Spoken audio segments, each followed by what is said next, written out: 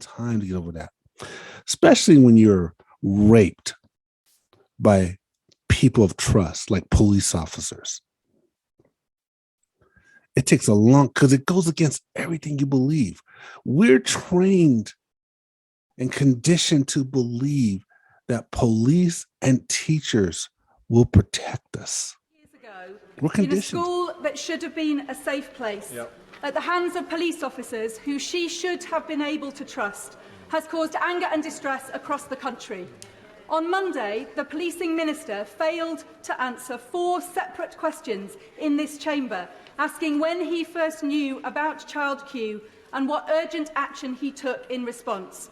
So I asked the Prime Minister, when did he first hear about the strip search of Child Q in her school, and whether he believes that the characteristic dither and delay of his government in responding to this appalling case is remotely acceptable when it comes to the safety of children.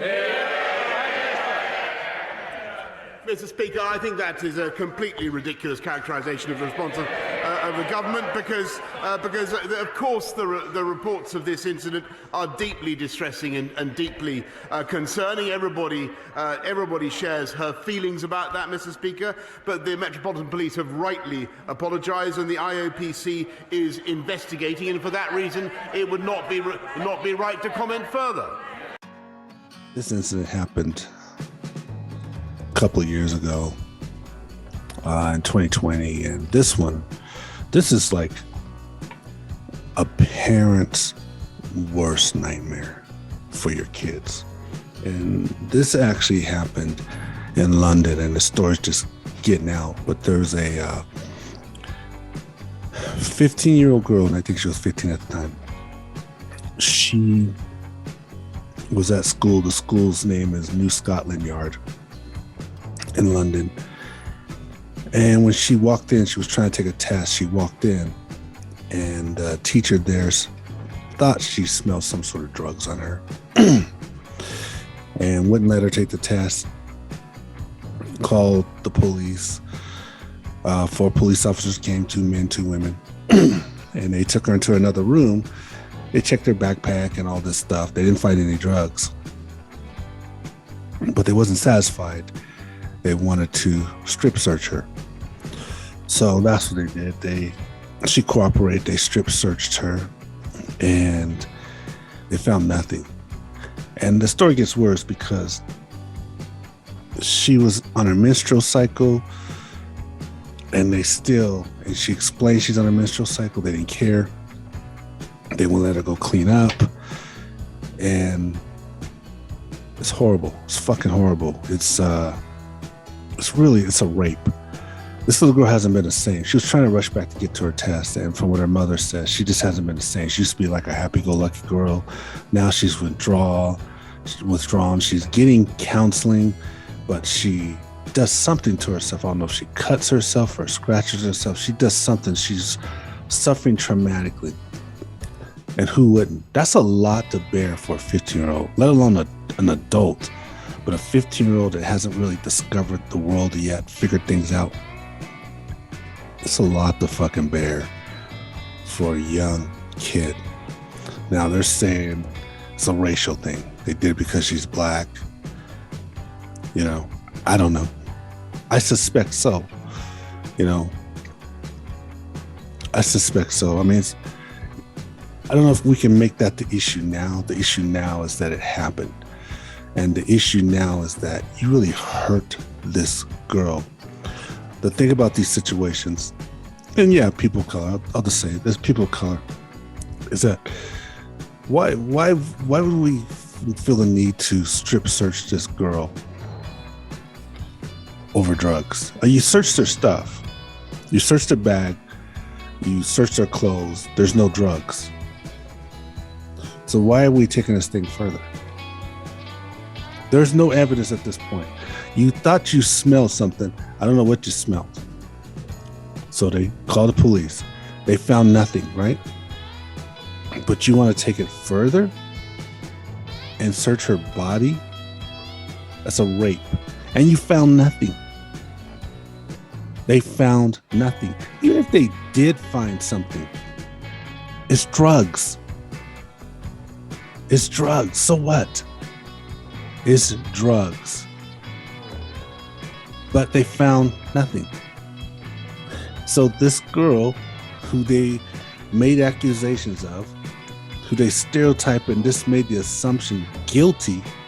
So I'm going to treat you like a guilty person, strip search you, violate you, rape you. And then I found nothing.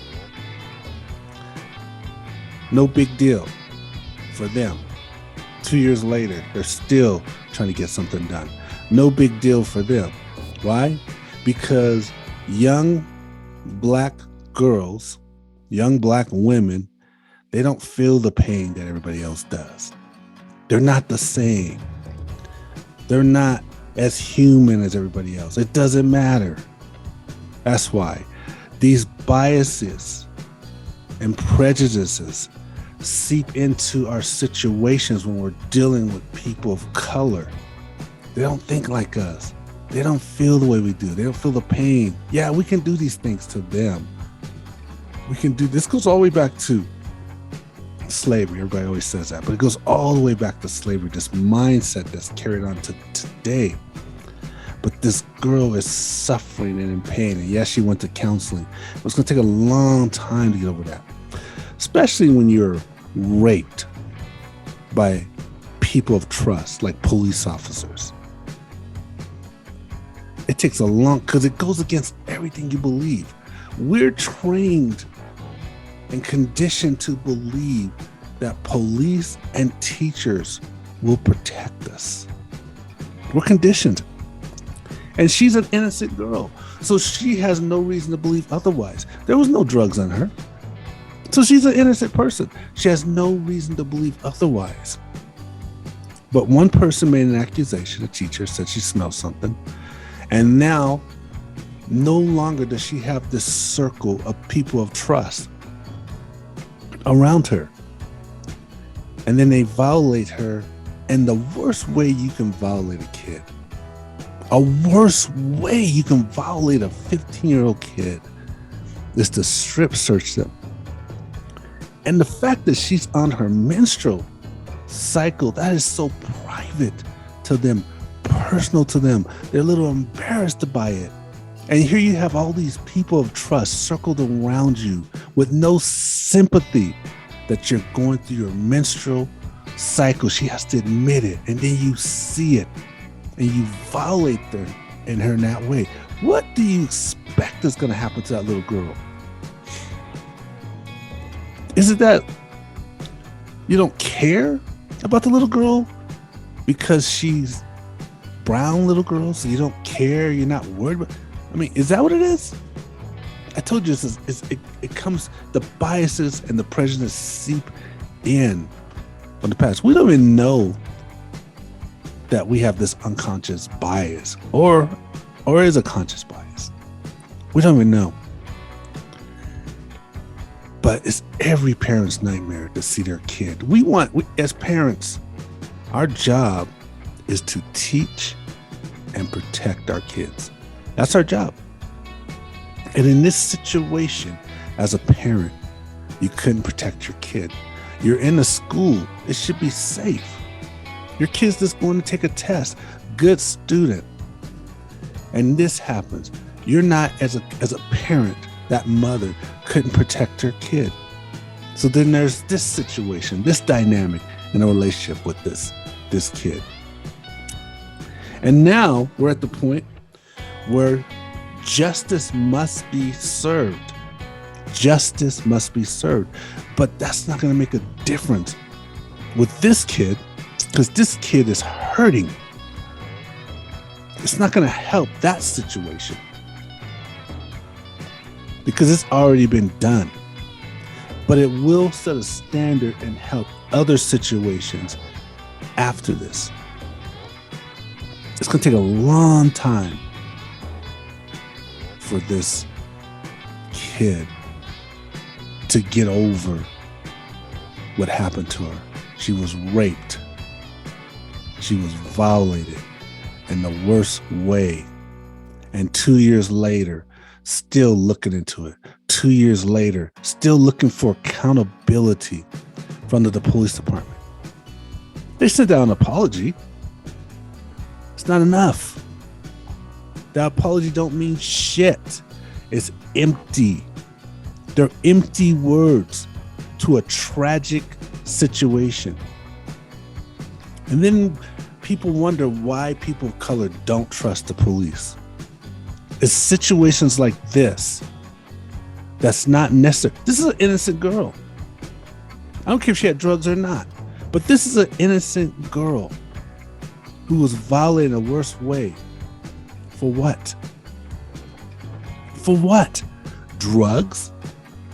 And you didn't even get it right. Now her life will never be the same. It will never be the same. I wonder too, there's a high suicide rate among police. I think it's the highest in the country. And I always wonder, what is the deal with that? Why is the suicide rate among the police department so high? Is it that their jobs are that stressful? And they're always having to face fear and do whatever? Is that why it's so high? But the more I see what some police do, the more I start to understand why the suicide rate is so high.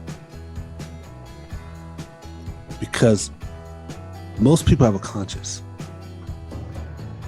And when you violate another human being like this, a child, a child should never be strip searched.